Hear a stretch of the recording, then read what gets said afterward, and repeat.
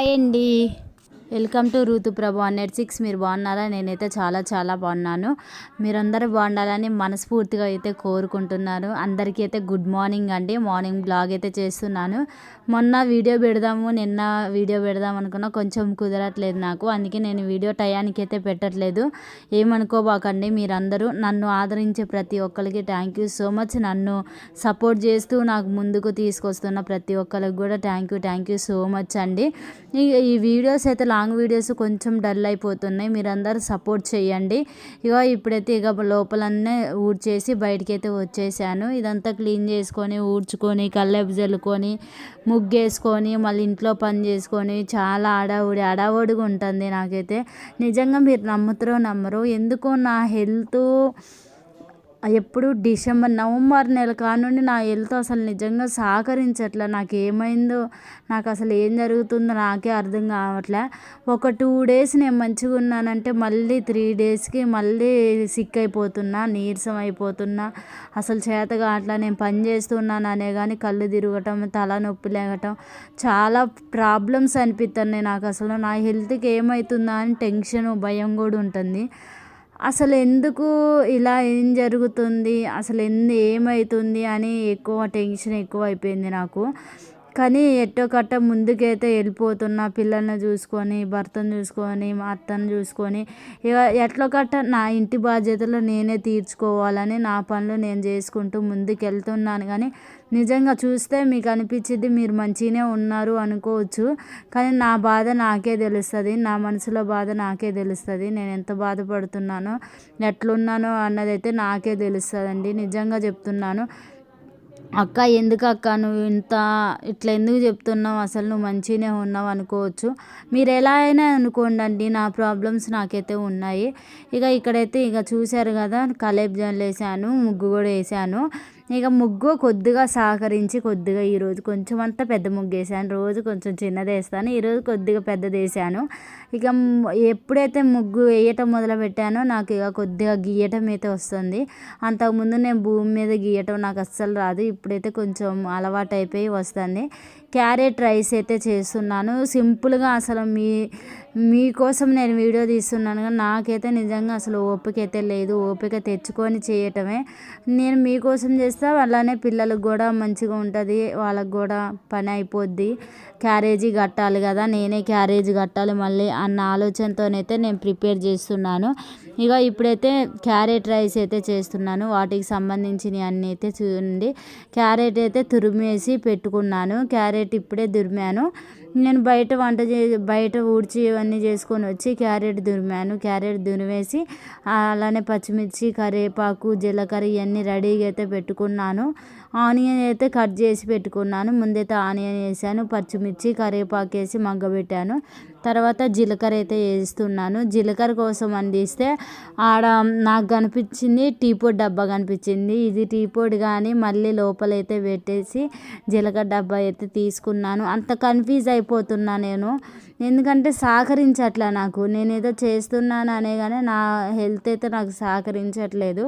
ఏదో ఓపిక తెచ్చుకొని పిల్లల్ని గుర్తు తెచ్చుకొని చెయ్యటం అనే కానీ నాకైతే గింత కూడా ఓపిక అయితే లేదు. మీరు నమ్మరో. క్యారెట్ అయితే చూశారు కదా, తురిమాను. నేను తాలింపు చేస్తున్నా. క్యారెట్ రైస్ అంటే చాలా ఇష్టం మా పిల్లలకి. మా కుశాంతికి నా చేత్తోనైతే నేను ఏది స్వీట్ చేసినా, ఏ వంట చేసినా బాగుంది మమ్మీ అని మంచిగా తింటాడు. అసలు వంక పెట్టే పని ఉండదు.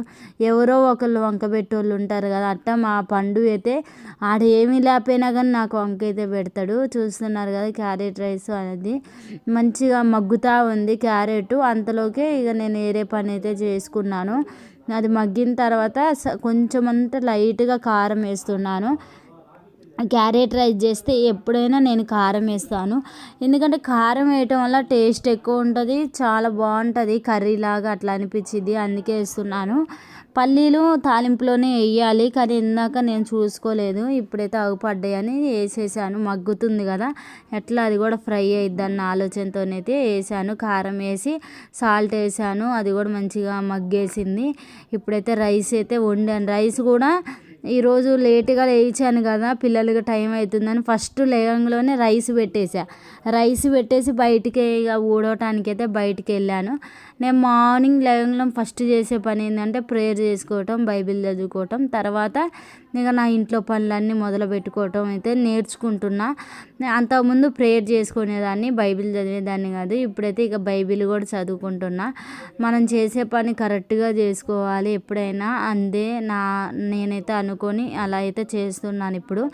ఇక అంతా అయిపోయిన తర్వాత పిల్లలకి నేను ఈ మధ్యన 20 days నుంచి కూడా నా సొంతంగా నేను స్నాక్స్ చేసే పెడుతున్నాను, కానీ బయట కొనుక్కొచ్చినవి అయితే అస్సలు పెట్టట్లేదు. ఇక ఈరోజైతే ఉప్మా రవ్వ అయితే ఉంది. ఉప్మా రవ్వతోనైతే నేను ఇక స్వీట్ అయితే పిల్లలకి చేద్దామని స్వీట్ చేశాను. ముందైతే పంచదార వాటర్ పోసి కొద్దిగా మరగనిచ్చాను, ఎసరగా ఆగింది. తర్వాత ఉప్మా రవ్వ అయితే వేస్తున్నాను. ఉప్మా రవ్వ వేసి మంచిగా తిప్పేసాను. కొంచెం ఫుడ్ కలర్ ఉంటే వేసుకోవచ్చు మన దగ్గర.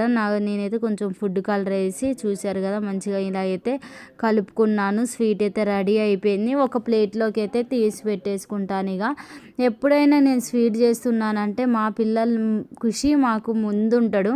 మా కుశాంతికి బయట ఫుడ్ కన్నా ఇంట్లో చేసింది ఎక్కువ తింటాడు. ఎప్పుడైనా బయటికి వెళ్ళినా కానీ మా రాఖీ అయితే అదిగోని మమ్మీ, ఇదిగోని మమ్మీ అని ఇసుకిస్తాడు. కానీ మా ఖుషి అట్లా కాదు. నేను ఏదైనా నాన్న ఇది వద్దు, ఇది మనం కొనుక్కోకూడదు అంటే డబ్బులు ఎక్కువైతే నాన్న ఇది ఒక 20 rupees అని నేను అన్నానంటే చాలు, వద్దులే మమ్మీ ఇది వద్దులే, ఇక ఇంట్లోకి ఇక మనం ఇంటికి వెళ్ళాక తిన్నాంలే పదా, ఇంటికాడ చేసుకున్నా అనేది అట్లా డైరెక్ట్గా చెప్పేస్తాడు, సేవ్ చేస్తాడు. నా పోలికలు ఎవరికి వచ్చినాయి అంటే మా కుశాంతికి అయితే వచ్చినాయి. నేను కూడా ప్రతి విషయంలో అడ్జస్ట్ అవుతూ ఉంటాను, ఆలోచిస్తాను, ఇది కొనాలి అన్న ఆలోచిస్తాను. అదే అలవాటు మా కుశాంతికి నా ద్వారా అయితే వచ్చింది. నేను ఎట్లా ఉంటానో అట్లా ఉంటాడు, మళ్ళీ నేను ఎంత మెత్తగా ఉంటానో అట్లానే ఉంటాడు. మా రాఖీ అయినా మా పండు అయినా చూడాలి వాళ్ళ డాడీయే, ఇక వాళ్ళ డాడీ లాగానే ఉంటారు, బాగా అల్లరి చేస్తూ. వాళ్ళు లేకపోతే ఇల్లంతా బోరు కొట్టినట్లే అనిపించింది నాకైతే. వాళ్ళు స్కూల్కి వెళ్ళిన కానుండి నిజంగా చాలా బోర్ అనిపించింది. ఒక్కసారి వాళ్ళ ఇంట్లోకి రాంగ్లోనే నాకు ఎంత కలగా అనిపించిద్దో. ఎప్పుడైనా వాళ్ళని ఎటైనా ఊర్లోకి పంపించాలన్నా నిజంగా నేను చాలా ఆలోచిస్తాను. ఎందుకు ఆలోచిస్తానంటే పిల్లలు లేకపోతే బోరు కొట్టినట్లు ఉండిద్ది, మళ్ళీ మనమే ఇబ్బంది పడాలి అన్న ఆలోచన అయితే ఉంటుంది. నేను పంపించడానికి ఇష్టపడను. ఒకళ్ళు పోతే మేమందరం వెళ్ళాలి, లేకపోతే వెళ్ళకోకుండా ఉండాలి అట్లనే అనుకుంటాను. కానీ పిల్లల్ని వదిలిపెట్టి మాత్రం నేను ఎప్పుడు అట్లా సొంతంగా అయితే అస్సలు వెళ్ళను, నాకు నచ్చదు అట్లా వెళ్ళటం కూడా. ఇక స్వీట్ అయితే వాళ్ళకి ముక్కలుగా అయితే కట్ చేశాను, ప్లేట్లోకి పెట్టిన తర్వాత ముక్కలుగా కట్ చేశాను, అలా పీసెస్ తీసి పెడుతున్నాను, చూస్తున్నారు కదా. ఇలా అయితే ప్రిపేర్ చేసి ఎవరిది వాళ్ళకే సదిరేసి అయితే పెడుతున్నాను. ఇక మిగిలిన స్వీట్ ఏదైనా ఉందంటే ఖచ్చితంగా వాళ్ళు వచ్చిన తర్వాత తింటారు. అప్పుడు దాకా వాళ్ళకి ఇక నేను దాచి పెడతాను. నేనైతే అసలు తినను కూడా తిన్ను, వాళ్ళ కోసమే మళ్ళీ దాచి పెడతాను. ఎందుకంటే మా కుశాంత్ ఏ స్వీట్ చేసినా మళ్ళీ ఈవినింగ్ అడుగుతూనే ఉంటాడు వచ్చిన తర్వాత. అందుకే ఖుషి కోసం ఖచ్చితంగా నేను ఉంచుతాను ఏ స్వీట్ అయినా కానీ. ఇక్కడైతే ఇక పిల్లలకైతే పాలైతే కాగబెట్టాను. పాలైతే వాళ్ళకి బూస్ట్ వేసి పాలు పోస్తున్నాను. బూస్ట్ పాలు అయితే మార్నింగ్ ఈవినింగ్ ఖచ్చితంగా ఇస్తూనే ఉంటాను. మీకు ఈవినింగ్ పనులు ఈ మధ్యన సరిగా చూపించట్లేదు, కానీ ఈవినింగ్ కూడా మంచిగా పాలు ఇస్తాను, మార్నింగ్ కూడా పాలు ఇస్తాను. ఒక్కోసారి ఎగ్స్ అయితే ఖచ్చితంగా ఈవినింగ్ అయితే ఇస్తూనే ఉంటారు. మార్నింగ్ ఇంకా నాకు ఒకదానంతో ఒకటి పని ఉంటుందని మార్నింగ్ ఉడకబెట్టదని కుదరదని ఉడకబెట్టను. పాలతో పాటు బనానా ఇస్తాను, ఖర్జూరాలు ఇస్తాను. వాళ్ళకి ఇక చిన్నపిల్లలే కదా, 5 తింటేనే వాళ్ళకి కడుపు నిన్నట్లు అనిపిస్తుంది. ఎప్పుడో నేను ఇక టిఫిన్స్ చేశానంటే టిఫిన్స్ చేసి వెళ్తారు, కానీ ఉత్తగా అయితే వాళ్ళని అసలు పంపించను. ఎందుకంటే వాళ్ళు ఉత్తగా పంపిస్తే కళ్ళు తిరుగుతాయి. ఎండాకాలం వచ్చింది, ఇంకా మనం కేర్ ఎక్కువ తీసుకోవాలి పిల్లల విషయంలోనే. చాలా అంటే చాలా జాగ్రత్తగా అయితే ఉండాలి. ఇక్కడైతే చూస్తున్నారు కదా, ఇది ఇక పాలు అయితే కలిపి పిల్లలకైతే ఇస్తున్నాను. అయిపోయిన ఆప్షన్ వచ్చింది కదా, అయిపోయిన ఆప్షన్ అయితే క్లిక్ చేయండి. బాయ్, నెక్స్ట్ వీడియోలో కలుద్దాం.